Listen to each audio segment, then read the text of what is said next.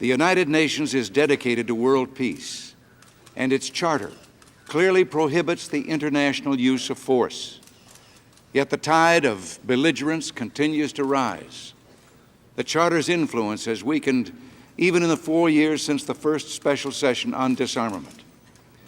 We must not only condemn aggression, we must enforce the dictates of our charter and resume the struggle for peace.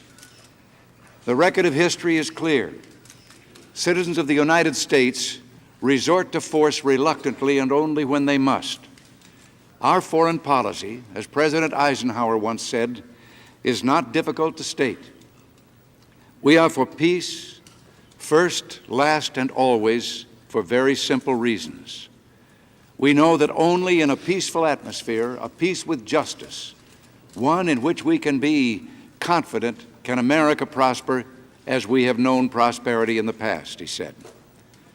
He said, to those who challenge the truth of those words, let me point out at the end of World War II, we were the only undamaged industrial power in the world. Our military supremacy was unquestioned. We had harnessed the atom and had the ability to unleash its destructive force anywhere in the world.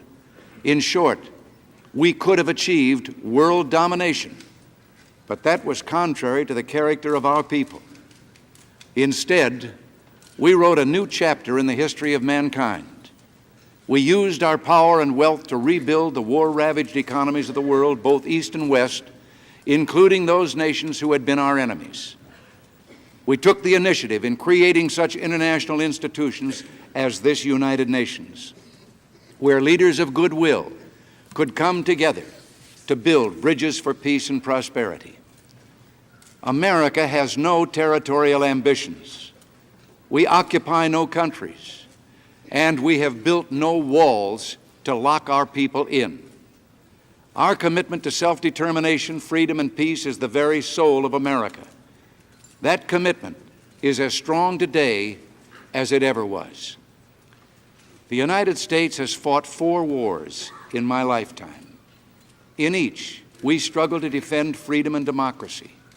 We were never the aggressors. America's strength and, yes, her military power have been a force for peace, not conquest, for democracy, not despotism, for freedom, not tyranny. Watching as I have succeeding generations of American youth bleed their lives onto far-flung battlefields to protect our ideals and secure the rule of law, I have known how important it is to deter conflict. But since coming to the presidency, the enormity of the responsibility of this office has made my commitment even deeper. I believe that responsibility is shared by all of us here today.